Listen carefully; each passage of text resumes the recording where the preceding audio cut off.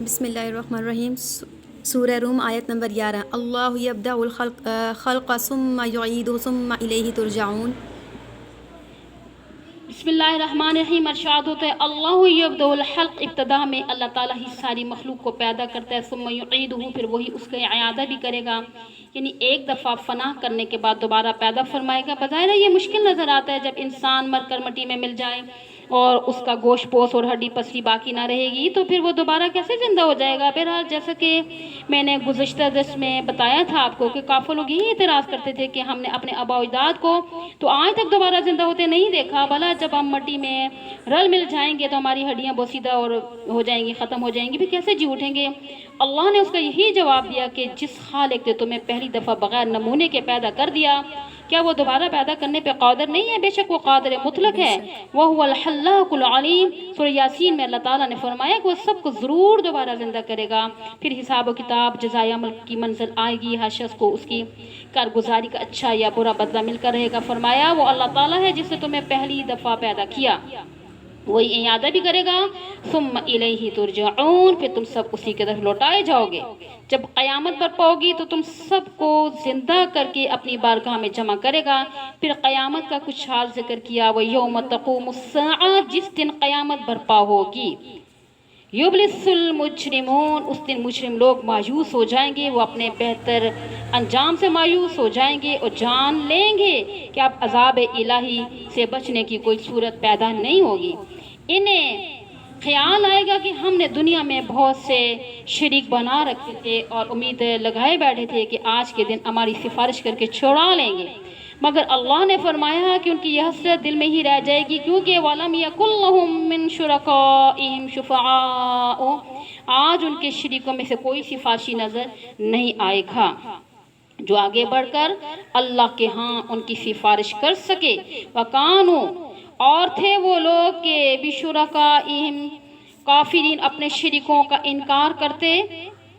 کیسے انکار کرتے؟ بِشُرَكَائِهِمْ، اپنے شریکوں کا، کافرین انکار کرنے والے۔ پھر قیامت کے دن ایک ایسا موقع بھی آئے گا کہ مشرک لوگ خود اپنے شریک کا انکار کریں گے اور کہیں گے وَاللَّهِ رَبِّنَا مَا كُنَّا مُشْرِكِينَ۔ سورۃ الانعام کی آیت ہے، قسم سے ہم تو شرک نہیں کرتے تھے۔ وہ سمجھیں گے کہ اس طرح شرک کا انکار کر کے مواخذے سے بچ جائیں گے، مگر اس دن کوئی چیز چھپی نہیں رہے گی۔ اللہ تعالیٰ کا ارشاد ہے یوم تبلی السرائر، سورۃ طارق کی آیت ہے، اس دن تمام راز کھول دیے جائیں گے انسان کے خلاف، شجر و حجر، زمین کے خطے، فرشتے، حتیٰ کہ اس کے اپنے اعضاء و جوارح بھی بطور گواہ کھڑے ہو جائیں گے۔ اس کی ساری کارگزاری ظاہر ہو کر ثابت ہو جائے گی، پھر اسے اپنے کیے کی سزا پانی ہوگی۔ ارشاد ہوتا ہے وَيَوْمَ تَقُومُ السَّاعَةُ، جس دن قیامت برپا ہوگی، يَوْمَئِذٍ يَتَفَرَّقُونَ، اسی دن سب لوگ جدا جدا ہو جائیں گے۔ مطلب یہ ہے کہ مومن، کافر، مشرک، موحد، منافق، مخلص، نیک، بد، سب الگ الگ گروہوں میں تقسیم ہو جائیں گے۔ ہر شخص اپنے اپنے مرکز کی طرف جائے گا اور پھر ہر گروہ میں سے نیکی اور بدی کے معیار کے حساب سے مزید گروہ بندی ہوگی۔ نیک لوگ اپنی نیکی کے اخلاص کی بنا پہ علیحدہ علیحدہ گروہوں میں بٹ جائیں گے اور مجرم لوگ اپنے جرم کی نوعیت کے اعتبار سے مزید گروہوں میں تقسیم ہو جائیں گے۔ مثال کے طور پر 100 نمبر کے مجرموں کی علیحدہ قطار ہوگی اور 90 نمبر والوں کی علیحدہ علی ھذا القیاس، ٹھیک ہے۔ آج تو سب نیک اور بد دنیا کے معاملات میں یکجا ہیں، یعنی ایک دوسرے کی شادی، غمی، رسم و رواج میں شریک ہوتے ہیں، مگر قیامت والے دن یہی لوگ اپنی نیکی اور بدی کی حیثیت کے مطابق جدا جدا گروہوں میں بٹ جائیں گے۔ پھر کیا ہوگا؟ فَأَمَّا الَّذِينَ آمَنُوا، وہ لوگ جو ایمان لائے، جنہوں نے اللہ کی وحدانیت کو تسلیم کیا، یہی چیز مدار فلاح ہے۔ اس کے علاوہ نبی کی رسالت پہ یقین کیا، اللہ کے فرشتوں، کتابوں، بعث بعد الموت پہ ایمان لائے، وعملوا الصالحات، نیک اعمال انجام دیے۔ نیک اعمال میں ارکان اربع کون سے ہیں؟ نماز، روزہ، زکوٰۃ، حج سر فہرست ہیں۔ جس نے ان فرائض کو ادا کیا، حقوق العباد کی پابندی کی، فرمایا فَهُمْ فِي رَوْضَةٍ يُحْبَرُونَ، اور ایسے لوگوں کو باغ میں خوش کیا جائے گا۔ रोज़ा का माना बाग, रियाज या जन्नत है। नेकोकारों को ऐसे बागात में जगह मिलेगी जिनके सामने नहरें बहती होंगी। वो महज बाग नहीं होंगे बल्कि क्या होगा, जन्नतु अदनिन, रिहायशी बागात होंगे जिनमें रहने के लिए आलीशान मकान होंगे और जिनमें हर तरह की आसाइश हासिल होगी या उनकी नेकी और ईमान का सिला होगा। इन इनामात की खसूसियत जो होगी वो कभी वापस नहीं लिए जाएंगे और न इन बागात से निकाले जाने का कोई ख़तरा होगा और वह ना मौत का डर होगा और ना तकलीफ, परेशानी और हवादार से ज़िंदगी होगी।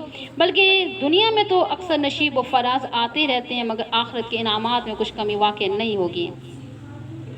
इसके बरखिलाफ़ व अम्मल्लज़ीना कफ़रू, जिन लोगों ने कुफ़र का इर्तिकाब किया, गुनाह किए, नाफरमानियाँ की, कुफ़र किया, अल्लाह ताला की वहदानियत को तस्लीम नहीं किया, उनके अंबिया, मलाइका, कुतुब और तकदीर पर ईमान न रखा, वकज़्ज़बू बिआयातिना, और हमारी आयतों को झुटलाया, यानी अल्लाह ताला की तरफ से आने वाली दलाइल, मोजिज़ात, अहकाम की तकज़ीब की, वलिक़ाइल आखिरा, आखिरत की मुलाकात यानी वक़ूअ क़यामत, जज़ाए अमल को भी झुटलाया। ऐसे लोगों के मुतल्लिक़ फरमाया कि फ़उलाइका फ़िल अज़ाबि मुहज़रून, वो अज़ाब में जकड़े हुए हाज़िर किए जाएंगे। फरिश्ते उनको गिरफ्तार करके अल्लाह की बारगाह में पेश करेंगे। हुक्म होगा खुज़ूहु फ़ग़ुल्लूहु, सूरह की आयत नंबर 30 है, पकड़ लो इन्हें, गले में तोक पहना दो, फिर 70 गज लंबी जंजीरों में जकड़ कर जहन्नम में फेंक दो। बहरहाल अल्लाह ताला ने फरमाया क़यामत ज़रूर वाक़ होने वाली है।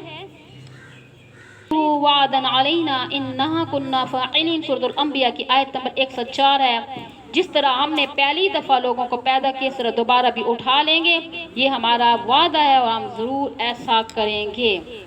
फरमाया फ़सुब्हानल्लाह हीना तुमसून, फिर अल्लाह की पाकी बयान करो जब तुम शाम करते हो, वहीना तुस्बिहून, और जब तुम सुबह करते हो, वलहुल हम्दु फिस समावाति वल अर्ज़, उसी के लिए हर तरह की तारीफ़ है, आसमानों में भी ज़मीन में भी, उसी की तस्बीह बयान करो। वअशिय्यन वहीना तुज़हिरून, पिछले पहर भी जब कि तुम दोपहर गुजारते हो।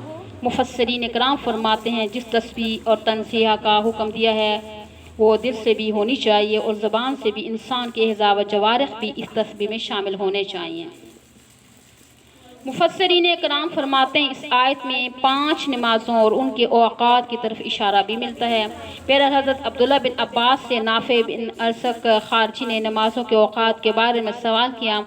आपने यही आयत तलावत फरमाई और इस आयत करीमा में तुम सुन से मुराद मग़रिब, तुस्बिहून से फ़जर, अशिशा से असर और तुज़हिरून से ज़ोहर की नमाज़ मुराद है।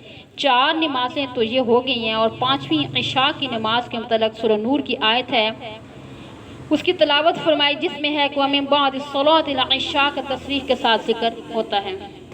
इस आयत करीमा में नाबालिग बच्चों को भी 3 औक़ात में खलवत में आने से मना कर दिया गया, जो कि ये हैं कि फ़जर से पहले, दोपहर को आराम के वक़्त, इशा के बाद। इस तरह हज़रत अब्दुल्ला बिन अब्बास रज़ी अल्लाह ताला ने इस खाजी के सामने 5 नमाज़ों का जिक्र कर दिया, तो आप ही से ये कौल भी मनक़ूल है।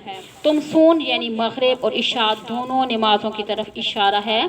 बाकी 3 नमाज़ों का जिक्र तुस्बिहून, अशिशा, तुज़हिरून में आ गया है। समझ रही है ना जी। और नमाज़ों के औक़ात का जिक्र सूरह बनी इसराइल में भी मौजूद है। अक़िमिस्सलात लिदुलूकी शम्सी इला ग़सक़िल लैली व क़ुरआनिल फ़ज्र, यानी नमाज कायम करो सूरज ढलने के वक्त से लेकर रात की तारीकी तक, फजर की नमाज जिसमें कुरान करीम ज़्यादा पढ़ा जाता है, जो फरिश्तों की हाज़िरी का वक्त होता है। इस आयत के मुतालिक भी हज़रत इब्न अब्बास फरमाते हैं कि सूरज ढलने में ज़ोहर, असर और मग़रिब की नमाज़ें आती हैं, जबकि रात की तारीकी से मुराद इशा की नमाज है और 5 नमाज फ़जर का ज़िक्र सराहत के साथ मौजूद है। यानी इन औक़ात की ख़ुसूसियत यह है कि इन औक़ात में निअमत के इजहार का ज़्यादा मौका होता है, इनमें निशानात क़ुदरत ज़्यादा नुमायाँ होते हैं। रात और दिन की तब्दीली यानी तुलू व ग़ुरूब आफ्ताब और आइन दोपहर के वक्त निशानात क़ुदरत अच्छी तरह वाज़ेह होते हैं। इसलिए इन औक़ात में अल्लाह ताला की इबादत और तस्बीह बयान करने का हुक्म हो गया। मुल्क के बाज़ गुमराह फ़िरक़े नमाज के पंजगाना औक़ात को तस्लीम नहीं करते। इनमें मुल्हिद किस्म के चक्रवालवी, परवेज़ी वगैरह काबिल ज़िक्र हैं।